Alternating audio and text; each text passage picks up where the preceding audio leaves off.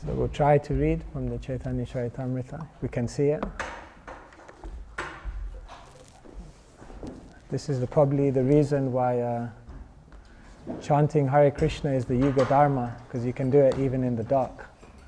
Okay, thank you. Yeah, no problem. You can stand there? Is it? Yeah, I can do You can keep it like this, no problem. No problem.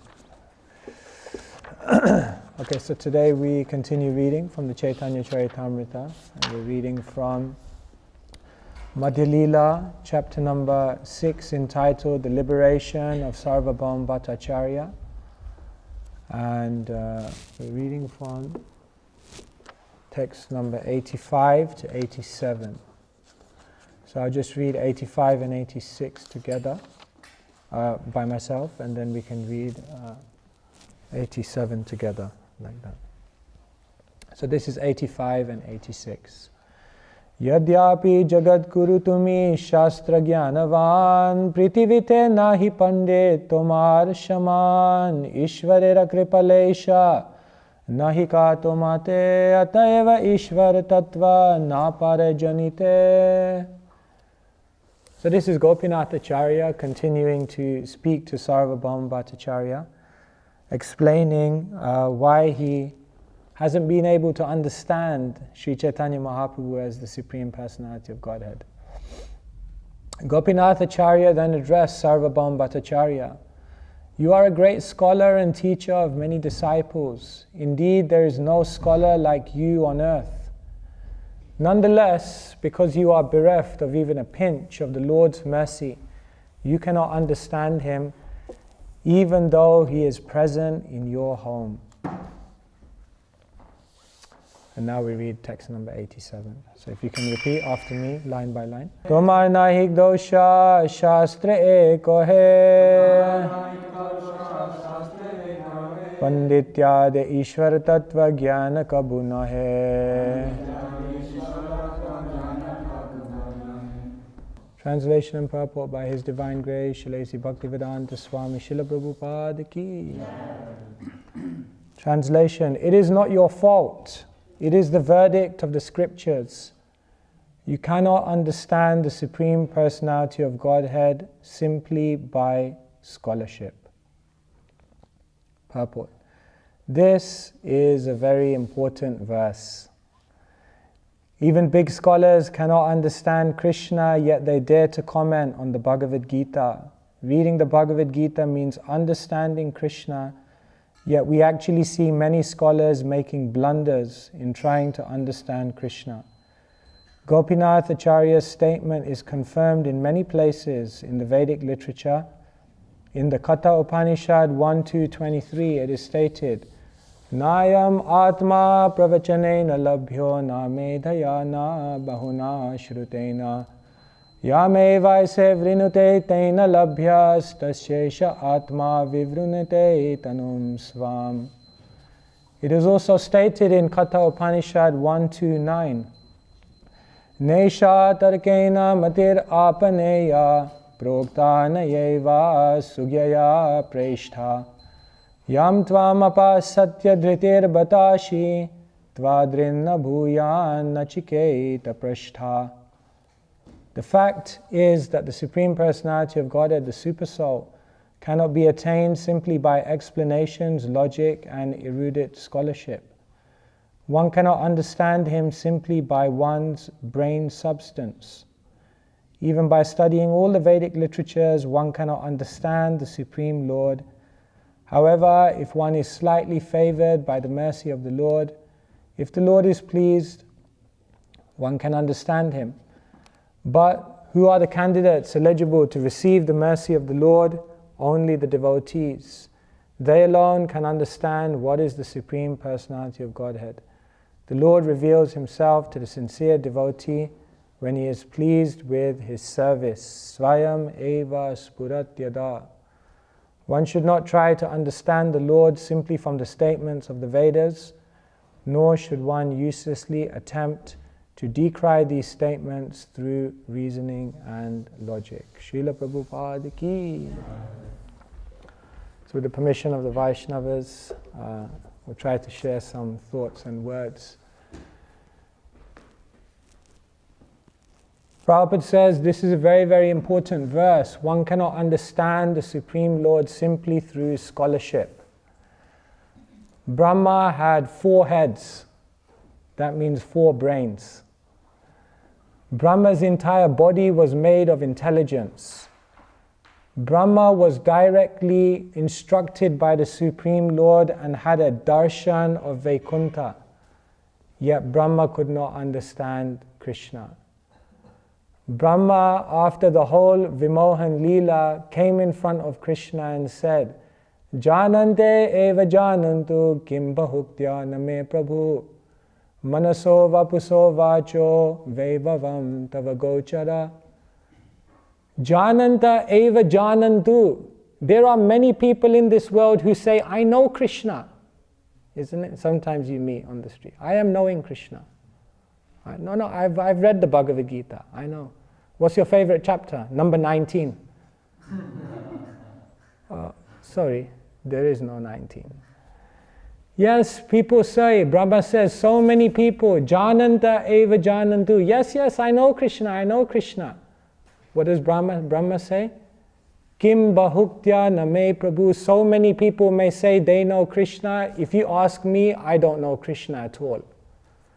Manaso vapuso vacho vaibhavam tava gochara. Vaibhavam means opulence.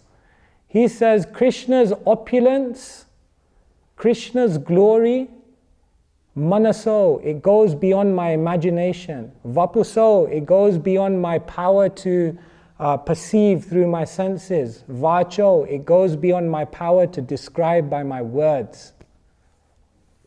Who can understand Krishna? Even Brahma is coming before the Lord and saying, I don't know anything about you. So therefore, Gopinath Acharya is stating these points to Sarvabhauma, who is a big scholar, who's learned so many things. But Sarvabhauma, although he has learned so many things, he's missed one thing. Prashadaleshanu grihita eva hi janati tattvam. If you are bereft of even 1 ounce of mercy, if you don't have prashad, janati tattvam, don't even think you can approach the truth of the Supreme Lord. Bhagavan Mahimno, you will never be able to understand how great the Lord is unless you are favored by some mercy. So, Chaitanya Mahaprabhu is teaching through these pastimes what it takes to enter into Vraja Prema. Vraja Prema means only those who have Vraja Prema understand Krishna in his totality. Therefore, you can say Jagannath Puri is like a university of Vraja Prema. Like now we're developing School of Bhakti. So it's like we're doing franchising.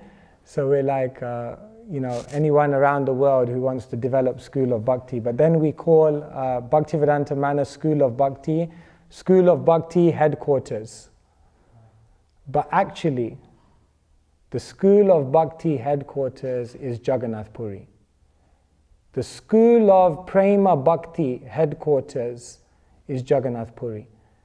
Because Jagannath Puri is the place where Chaitanya Mahaprabhu comes, and through his time of 24 years in Jagannath Puri, he explains and he shows and he demonstrates how Jagannath Puri is actually the university of Vraja Prema.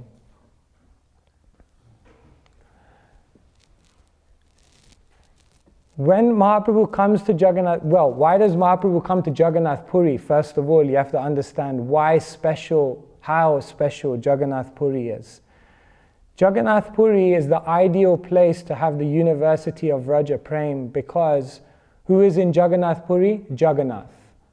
And who is Jagannath?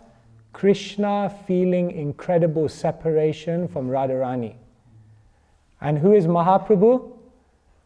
Krishna, who's taken the mood of Radharani, feeling extreme separation from Krishna. So when Krishna, who is feeling separation from Radharani, comes face to face with Radharani, who's feeling intense separation from Krishna, and they come face to face, then you can understand there's going to be some fireworks.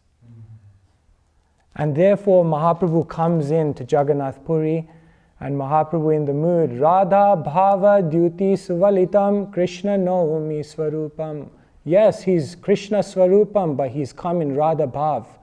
And as he comes in Radha Bhav into the Jagannath Puri temple, and he comes in front of Jagannath, then he faints down.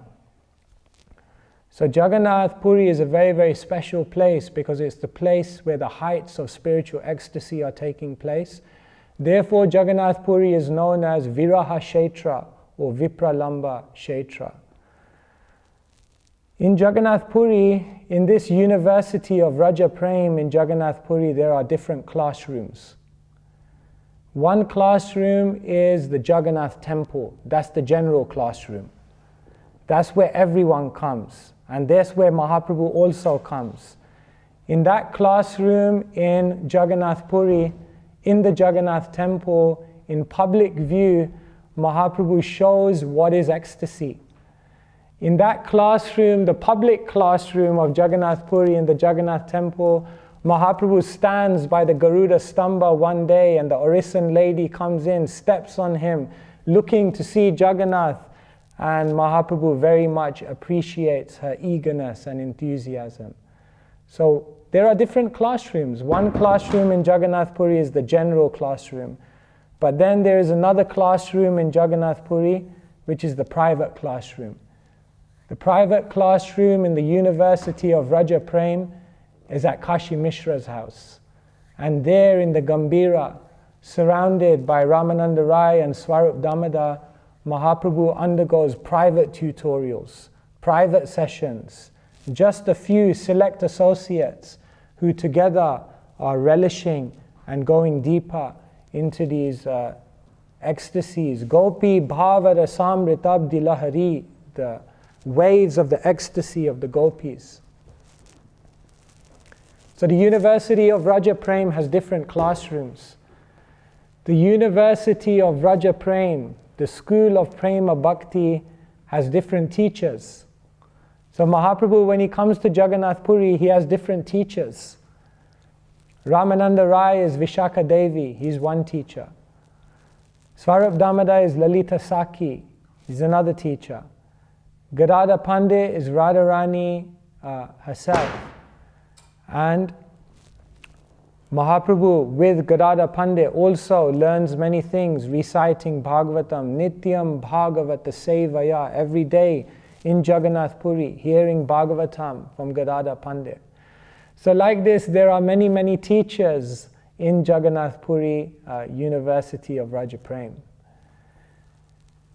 The entrance qualification into the University of Vraja Prem is that all impersonalism must be cut out. Therefore, there's no entrance to Vraja Prem until impersonalism is rooted out of our character. And therefore, when Mahaprabhu comes to Jagannath Puri, the very first thing, the very first interaction, the very first pastime, the very first lesson, the very first notable incident and teaching in Jagannath Puri is the liberation of Sarvabhaum Bhattacharya from impersonalism. Jiver nishtara lage sutre koila vyas, mayavadi bhasya sunile hoya sarvanash. Jiver nishtara lagi, because the living entities needed to be elevated, sutre koila vyas. Vyasadeva was very, very merciful. He compiled the entire Vedanta Sutra just to uplift the living entities. However, Mayavadi Bhasya Sunile Hoya Sarvanash. But if you hear the Mayavadi explanation of the Vedanta Sutra, Hoya Sarvanash, everything is lost. Therefore, impersonalism towards Krishna must be rooted out. Every day is quite interesting. I go into the BMF office and we have beautiful deities of Radha and Krishna in there. So every day when I go into the office in the morning, then the first thing you do is you go into the door and you bow down. But then when you stand up and look in front of Radha and Krishna, there's two options. Because for those of you who have been in the office, there's a mirror right behind Radha and Krishna. And it's very interesting, because every day when I go in, I catch myself. When I stood up, did I look at myself first in the mirror, or did I see Radha and Krishna first? Today I saw Radha and Krishna first. Because there was no power. I couldn't see. There was no light to see myself. Yes, impersonalism right in front of Krishna, but still rooted in self-absorption, not treating Krishna like a person. Unless and until one overcomes impersonalism, there is no chance of experiencing Vraja Prema. Impersonalism comes in many shapes and forms. This is also interesting. I won't go too much into this. This can be a different class.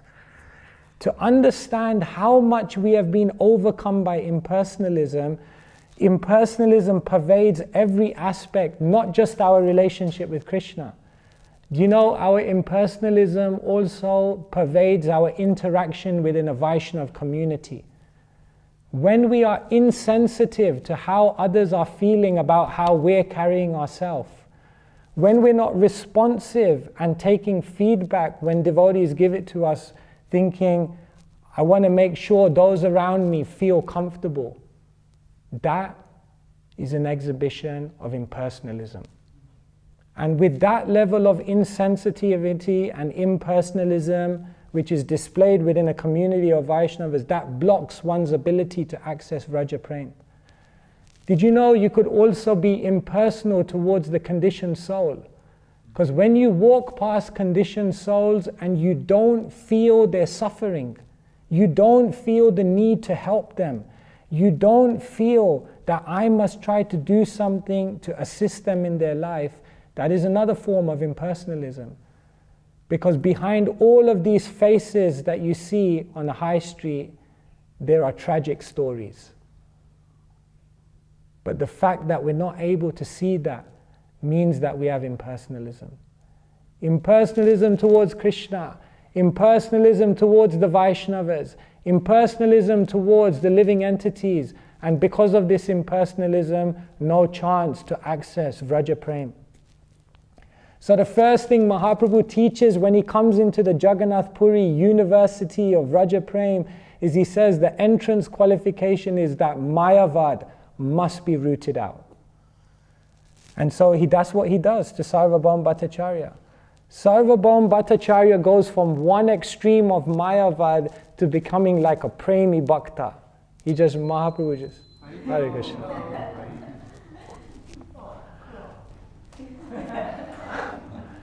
Mahaprabhu takes him from one extreme to the other. One day Mahaprabhu comes to Sarvabhaum Bhattacharya.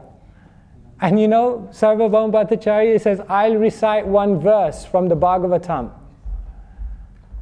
So Sarvabhaum Bhattacharya recites a very famous verse from the Bhagavatam. Tateinu kampam shushamik shamano bunjana evatma kritam vipakam ridvag vapurbir vidadan namaste jiveta yo bhakti pade sadaya bhak. Jiveta yo bhakti pade sadaya bhak. Mahaprabhu says, come again? He says, Jiveta yo bhakti pade sadaya bhak. Mahaprabhu says, that's not the correct reading. Sarvabhaum Bhattacharya says, Jiveta to bhakti pade sadaya. No, that's not the right reading. Mahaprabhu looks at him and he said, the reading is Jiveta yo mukti pade sadaya bhak. Sarvabhaum Bhattacharya says, I can't say the word mukti. I'm allergic to the word mukti. Mukti shabde kohite mane hoya grinatrash. Bhakti shabde kohite mane hoyata ulash. Is it required? It's actually nicer without a mic. Is it required? Okay. Hare Krishna. Mukti shabde kohite mane hoya grina trash. He says, when I hear the word mukti, feelings of envy and hatred come up in me. This is Sarvabhaum Bhattacharya, who was a Mayavadi. Bhakti shabde kohite mane hoya ta ulash. But when I hear bhakti, I feel like standing up and dancing. Sarvabhaum Bhattacharya couldn't even bring himself to say the word mukti, so much so that he changed a verse from Bhagavatam. Mahaprabhu, how you change a verse from the Bhagavatam? It's Shastra. How can you change? He says, I just can't say mukti. I can't say it, it's too much. Shunya hashaya, what's that? Shunita, shuniye hashaya prabhu. Anandi te mane bhattacharya koile prabhu drida alingane. Shunya, listening. Hashaya Prabhu. Mahaprabhu started laughing. Anandite mane. And in his mind he felt incredible joy. So much so, Bhattacharya kohe Prabhu. He went up to the Bhattacharya, drida alingane, and he tightly embraced him. He said, my boy, you've done well. He was very happy. It's so interesting. He goes from one extreme to the other. The entrance qualification for the University of Vraja Prema is that all impersonalism must be rooted out. And not just impersonalism towards Krishna, impersonalism towards the Vaishnavas, impersonalism towards all living entities.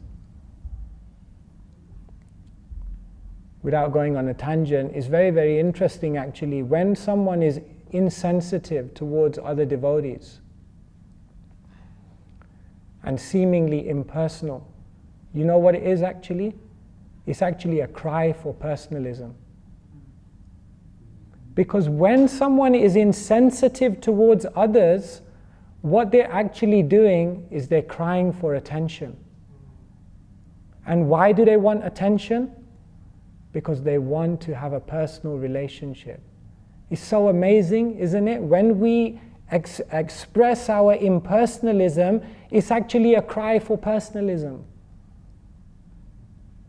Anyway, that's a whole other thing. We won't go into that now.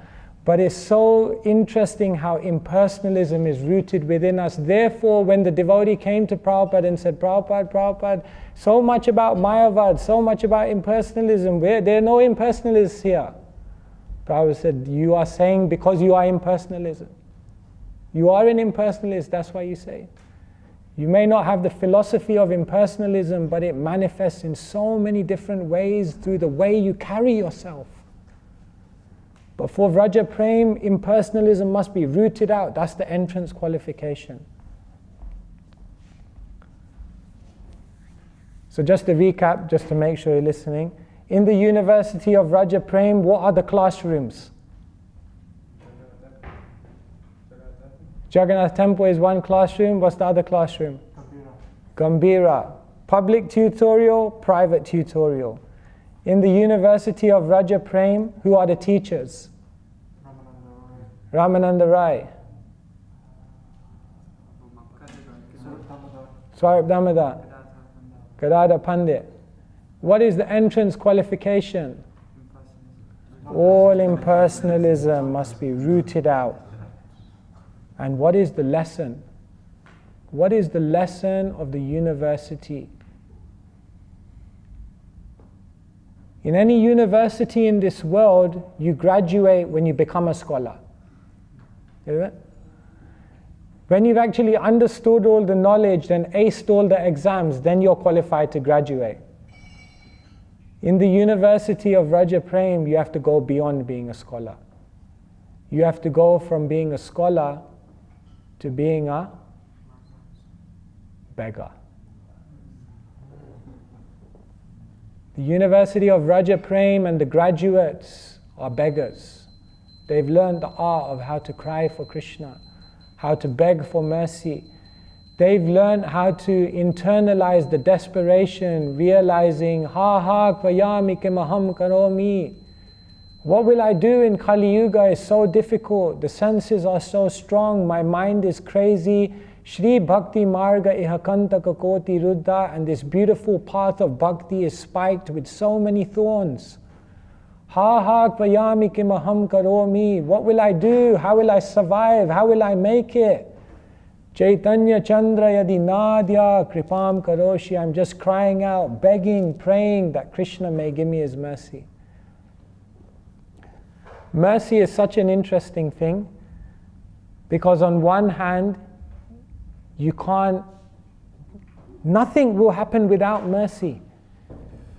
On another hand, there's nothing you can do to ensure you get mercy. That's like, think, oh God, that's a bummer, you know? The one thing you actually require to make everything else work in your spiritual life is the one thing you have no power to induce by your own effort. But because what is the definition of mercy?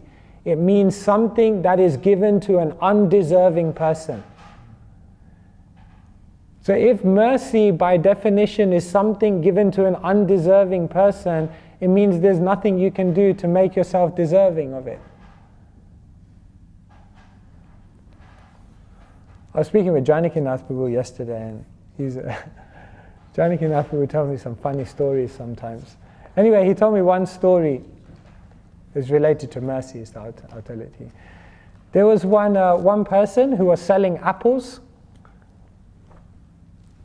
and they became a millionaire selling apples. So Janakinath told me this story, all complaints can go to him. So one person came up to this person and said, how in the world you became a millionaire by selling apples? How do you become a millionaire selling apples? So he goes, I went into the market and I bought one apple. And then I sold it to someone for a profit. And with that profit, on the second day, I went back to the market and I bought 2 apples. And then I sold 2 apples for a profit. And with that profit, on the third day, I went to the market and I bought 3 apples. And then I sold 3 apples. And for the profit, I went back to the market and bought 4 apples. So the person's thinking like, where's this going? You became a millionaire. So he goes, on the 4th day, I went back to the market, I bought 4 apples. Next day, I sold those 4 apples for a profit, and I went back to the market, and on the 5th day, when I was walking to the market, I got a telephone call. And the telephone call was from a relative, and the relative said, your great-great-great-great-grandmother has passed away, and she's left you £1 million. He said, that's how I became a millionaire, by selling apples. So I thought it was quite an interesting story, because sometimes spiritual life feels like selling apples. Like you read all of this like ecstasy, jumping off the ground, ashta shattvika bhavs, like this amazing like wealth of spiritual experience. And you're thinking, I'm just selling 1 apple for a little profit in the market. I mean, I don't think I'm getting anywhere here. But the great news is that we are like the person selling apples. Day to day, it might not seem like so much is happening. But if you carry on, determined, dedicated, patient, magic happens along the journey of Krishna consciousness, because the Vaishnavas smile on you, Mahaprabhu smiles on you, and Krishna smiles on you. And then some inconceivable mercy comes. Shri Radha Gokulananda ki, Sitaram Lakshman Hanuman ki jai. Gaur-Nitai ki jai. Some inconceivable mercy comes, and by that mercy, all of our shortcomings, all of our imperfections, all of our anarthas, all of our difficulties are overcome. Therefore, one must become a beggar. All the Vaishnava acharyas were beggars. Prabhupada came to America and he writes in his poem, Boro Kripa Koile Krishna Adhamer Prati. He says, Krishna, you are very kind. You gave me so much mercy, but I don't know why you've brought me here. And then at the end of the poem, Prabhupada signs it off, signed, the most unfortunate, insignificant beggar.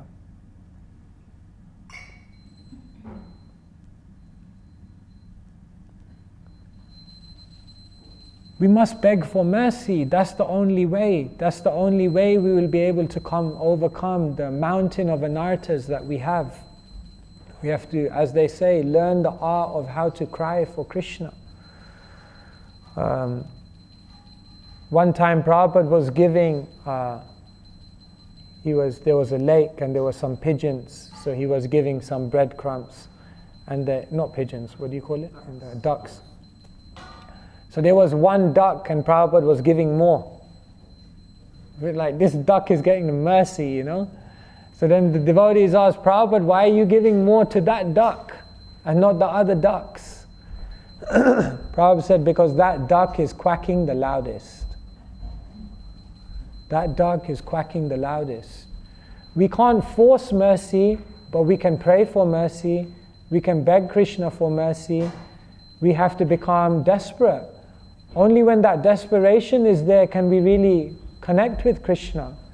It's very interesting when you read the Bhagavad Gita, then what is the title of the first chapter of the Gita? Arjun Vishad Yoga. You know what the word Vishad means? Depression, dejection, lamentation, extreme feeling of misfortune. So the title of the first chapter is the yoga of desperation, the yoga of despair, the yoga of dejection. And you think, hang on, yoga means to connect with Krishna. How can, like imagine you put up a title, we're doing a new course, the yoga of dejection. Who wants to join? The yoga of dejection, the yoga of desperation, the yoga of complete despair. Anyone want to join? It's the yoga. It will connect you. Very interesting, isn't it? The beginning of Bhagavad Gita is that until and unless one feels that desperation, unless one feels that lamentation, unless one feels the need that I need mercy, I need help, I'm nowhere, the other 17 chapters of the Gita don't make any sense to you.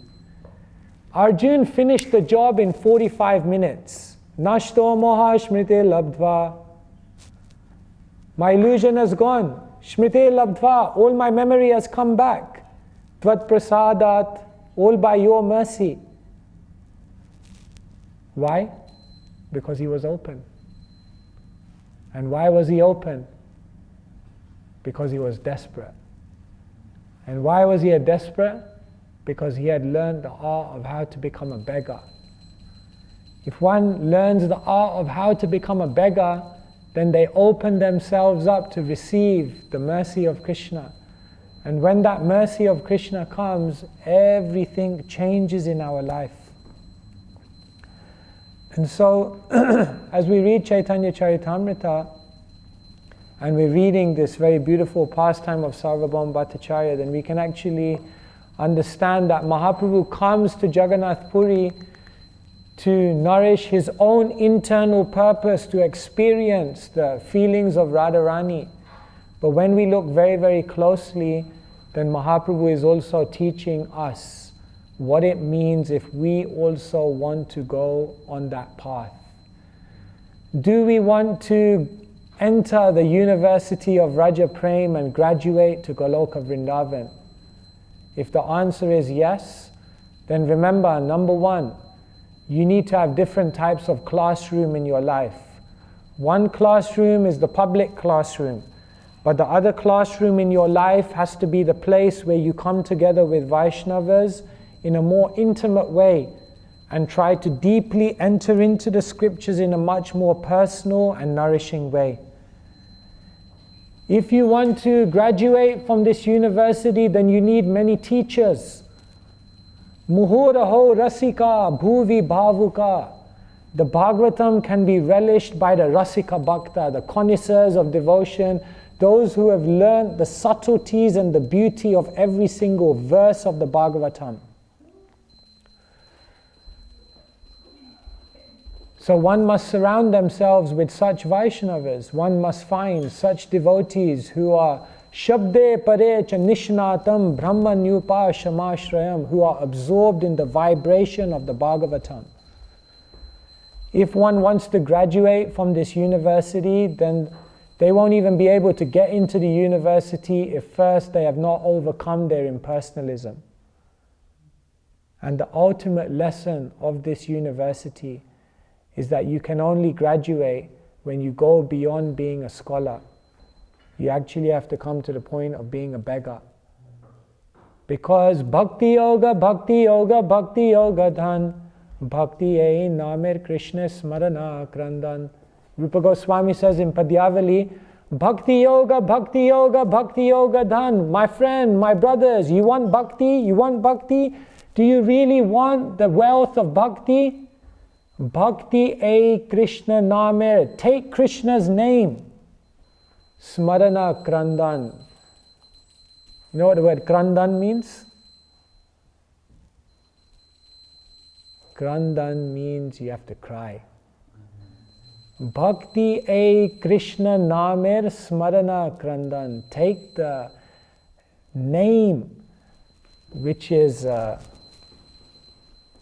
contains the full potential to awaken bhakti within you and chant it by crying. But what kind of Krandan? Atma Krandan, the cry of the soul. Not the cry of the emotions, not the cry because someone said something to me that I didn't like, not the cry because the person I really wanted to be together with is not there. Not the cries, Govinda Maharaj said, not crocodile tears. Not the tears of the mind.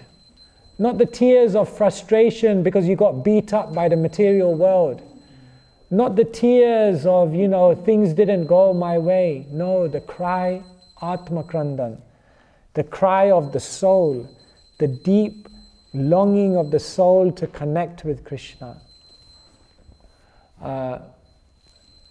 As one devotee says, this is the path of passive conquest. The path of crying for Krishna. So this is what is explained in this beautiful section of the Caitanya-caritamrta. Mahaprabhu is telling Sarvabhauma Bhattacharya in no uncertain terms that you have missed the whole point because you're simply remaining on the level of being a scholar. Therefore, you have not graduated. Now you have to learn, my dear Sarvabhauma, to become a beggar. To always be seeking Krishna's mercy. And we have to somehow place ourselves in that way. That's why books like Brihat Bhagavatamrita are very, very useful for us. Because in the Brihat Bhagavatamrita, the first part, Narad Muni is going on a journey. And Narad Muni is going on a journey to find out what? Who is the greatest recipient of Krishna's mercy? He sees a Brahmana in Prayag. The Brahmana says, no, not me. Go to the southern king. He goes to the southern king. The southern king says, no, not me. Go to Indra. Goes to Indra. Indra says, not me. Go to Brahma. Brahma says, not me. Go to Shiva. Shiva says, not me. Go to Prahlad. Prahlad says, not me. Go to Hanuman. Hanuman says, not me. go to the Pandavas. The Pandavas say, not us, go to the Yadavas. The Yadavas said, yeah, we got mercy, but one of us got the most.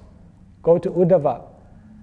Uddhava says, I got mercy, but Krishna then sent me to the place where those individuals were showered with the greatest mercy. And Uddhava said, that is Vraja. There you have to go to the gopis of Vraja, because they got the most mercy. But it's a very, very interesting story, because as you go to every single one of those individuals, you actually realize that every single one of them got the mercy. And every single one of them did different things that allowed them to attract the mercy of Krishna. And when you look at all of those secrets of mercy that are given in Bhagavatamrita, then they give you incredible insight into how we can attract mercy in our life. So basically, we are mercy cases, because as we were hearing yesterday, Prasada Leishanu Grihita Evahi Janati Tattvam. If you are bereft of even a trace of mercy, Prasad Janati Tattvam, you will never be able to understand the truth. Bhagavan Mahimno, you will never be able to enter into the mystery of Krishna. So our prayer, as Narad Muni prays actually in Brihat Bhagavatamrita, Shri Krishna Chandra Tasyapi Triptir Astu Kadapiya Bhavato Nugraha Bhakta Premni Chanandi.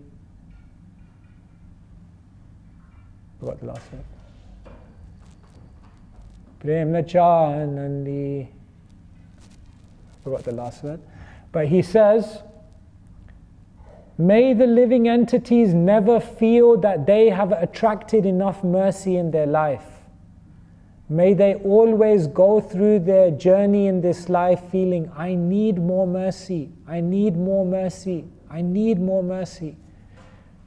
May the living entities always be hungry, always be in a mood of desperation, and always be begging, because this is the only way in which one can enter into the mysteries of the Supreme Lord. Okay, so I could say more, but maybe we'll open it up and see whether anyone has any comments, any questions, any reflections, anything they would like to add. Yes, bro.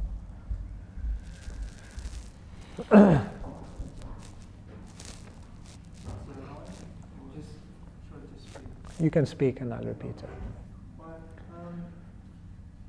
With Swayam Prabhupada's journey, when he went through this conversion, you could say, there was a stage where was maybe beyond begging, it seemed to me, that actually the prayers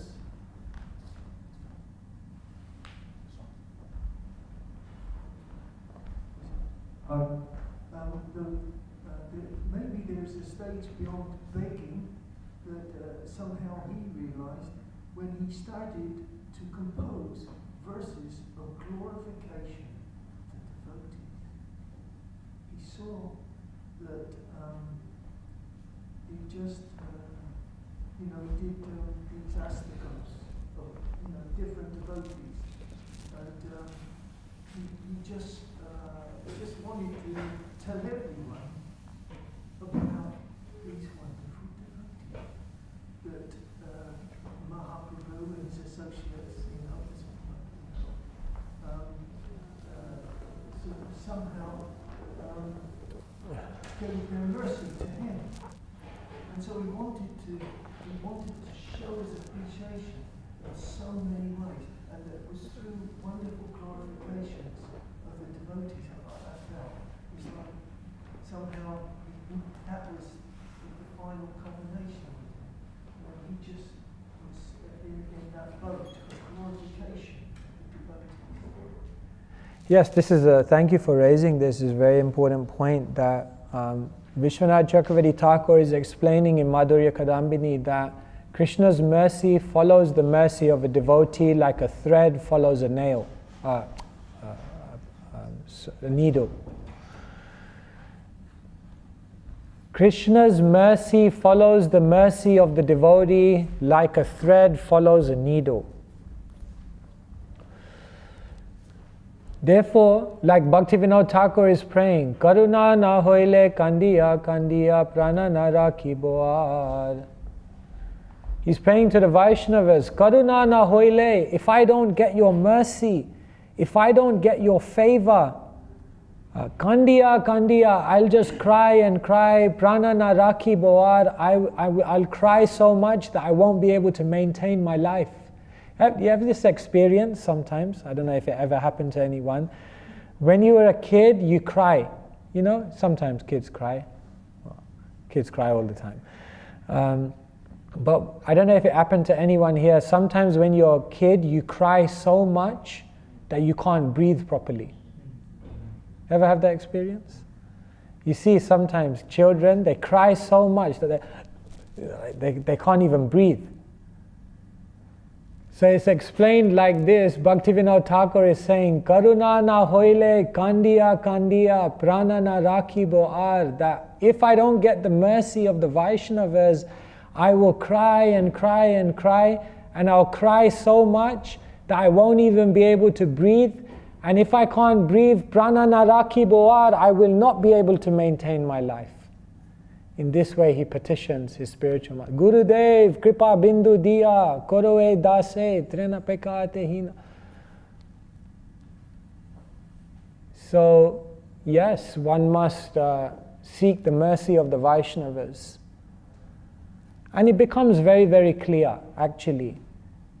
Why, actually, I can speak for myself, not speaking for anyone else, that one can see the other way. That one loses the favor of the Vaishnavas. One loses the grace of the devotees.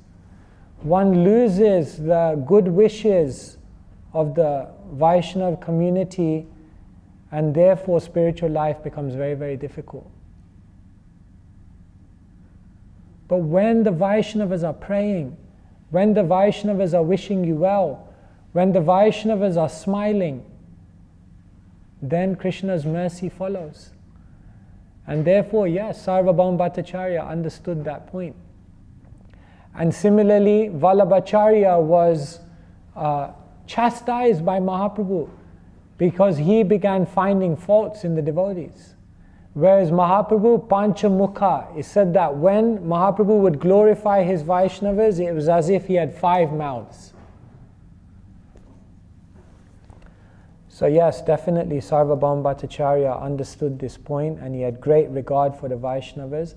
And this is also explained that the one saving grace for Sarvabhauma Bhattacharya, you know why he was actually able to get the grace of Mahaprabhu? Because he had a brother-in-law. And the brother-in-law's name was Gopinathacharya. And Gopinathacharya may not have been a scholar, but he was a beggar. He was a beggar of Krishna's mercy. And because Sarvabhauma had some regard for Gopinathacharya, therefore, that was the entrance in. That was his good fortune. So yes, where the Vaishnavas are close, where the Vaishnavas are giving mercy, that is a great secret. Thank you. Yes. Yes. I think that.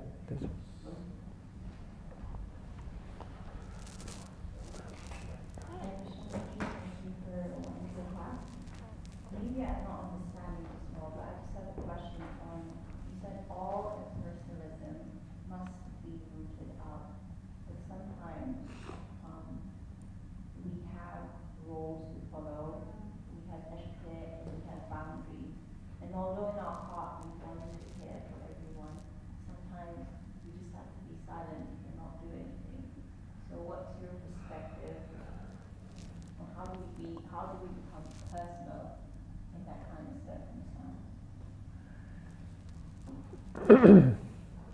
These questions are difficult to answer because every situation is different. In some situations, of course, we are expressing our personality, and in other situations, we're repressing our personality because of consideration of those around us. The ultimate answer is that one must be introspective and ask themselves, am I expressing my personalism out of ego? Am I expressing my personalism, my so-called personalism, because I feel angry or I feel unjustly treated? Am I expressing it because, I want to make a point?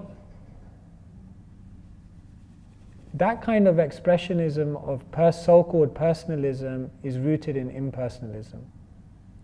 But there is an expression of personalism which is very pure, which is very innocent, and in which one is genuinely doing it with a loving sentiment and a good motivation. That kind of personalism is very much wanted. So one simply has to be introspective. And no one can give you that answer except you yourself in your own heart. And so in Krishna consciousness, there's no substitute for being introspective. Prabhupada said a devotee should be as introspective as a non-devotee is speculative. That's a good statement, huh? Nice. As speculative as a non-devotee is, a devotee should be that introspective.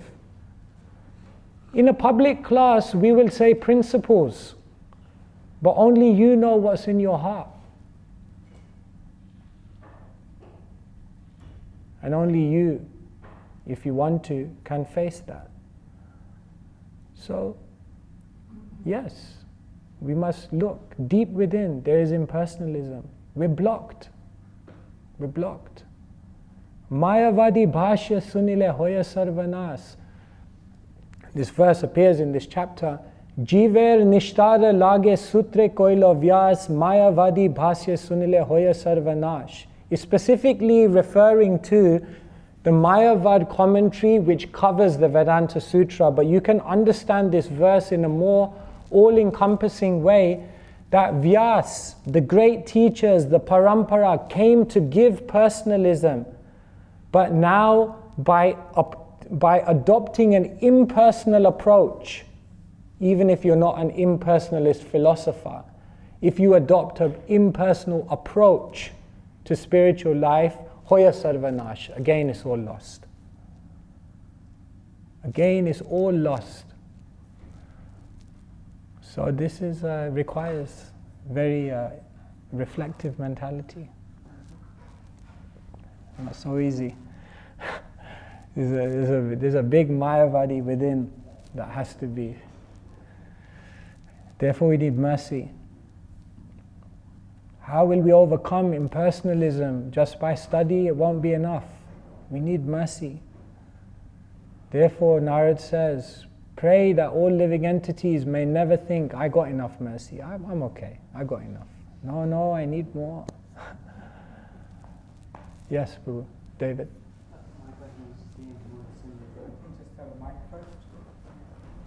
Your question was the same. Okay. Fine.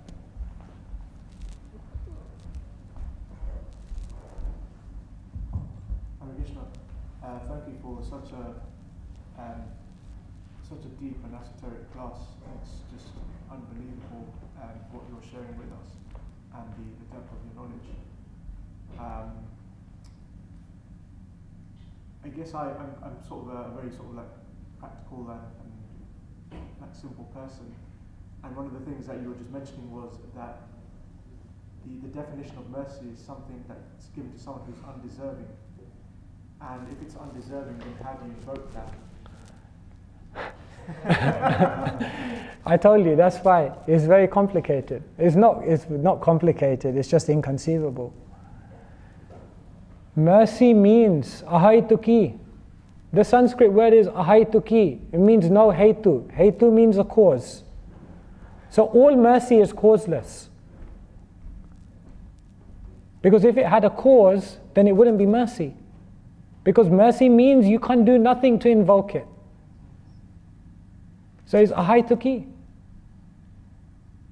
Yet what you can do is make yourself available. Make yourself like dry wood. So that when the spark of mercy comes, boom, you're on fire. That you can do. But you can never force mercy, because that is the prerogative of Krishna, Svatantra. Devotees. Yasya prasadat bhagavat prasado, yasya prasadan nagati kutopi. If the spiritual master is pleased, Krishna is pleased. But like this, I often thought about that. What does it mean to please the spiritual master?